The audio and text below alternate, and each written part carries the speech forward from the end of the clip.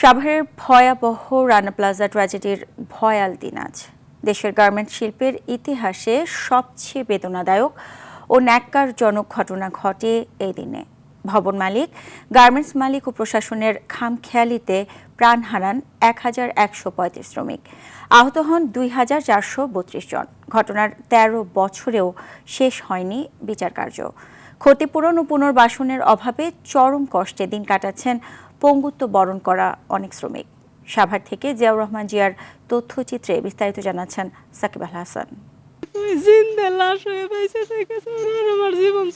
২০১৩ সালের ২৪ এপ্রিল ঘড়ির কাঁটায় ৮:৪৫। কিছু বুঝে ওঠার আগেই হঠাৎ ঝাঁকুনি দিয়ে ধসে পড়ে সাভার বাজার বাসস্ট্যান্ডের পাশের ৯তলা রানা প্লাজা ভবন।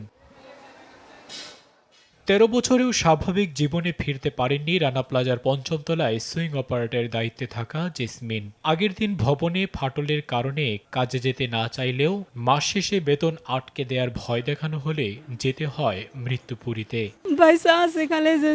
ওই যে ট্রাস্টে আমাকে চিকিৎসাটা দেয়, এই ওষুধ খাইয়ে বাইসে আছে, খালি ওষুধ খাইলে চলে, পেটে যদি ভাত না খায় ওষুধ খাইয়ে কি শরীর সুস্থ হয়, ভালো হয়। সেদিন মৃত্যুর হাত থেকে বেঁচে ফিরলেও শারীরিক নানা সমস্যায় জর্জরিত শিলা ও পারুল।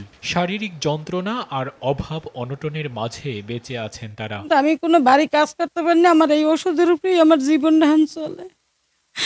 কিন্তু আমি এই ওষুধগুলো ৩ বেলা খাইতেও পারি না, কারণ আমি তো অন্য কর্ম করতে পারি না, মানুষের দ্বারা চাইয়ে চিনতে খাই। অভাবের সংসারে কিছুটা সচ্ছলতা আনতে মাসহ সুমি আক্তারও কাজ করতেন রানা প্লাজায়। মারাত্মক জখম আর ডান পা হারানো সুমি সেদিন মৃত্যুর কোল থেকে বেঁচে ফিরলেও হারিয়েছেন মাকে। নতুন সরকারের কাছে দাবি যে আমাদের সঠিক বিচার আমরা যেন পাই, আর আমাদের যে ক্ষতিগ্রস্ত হয়েছে সেই ক্ষতিগ্রস্ত সঠিক ক্ষতিপূরণ জানি আমরা পাই।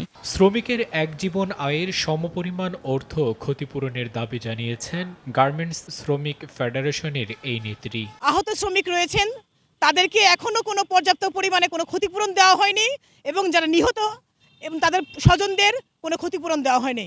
আমরা জোরালো দাবি জানাচ্ছি, শ্রমিকদের এক জীবন আয়ের পরিমাণ তাদের ক্ষতিপূরণ দিতে হবে। শ্রমিকদের দাবি পূরণে যথাযথ উদ্যোগ নেবে নতুন সরকার, এমনটাই প্রত্যাশা আহত শ্রমিক ও শ্রমিক নেতাদের। সাকিব আল হাসান, RTV।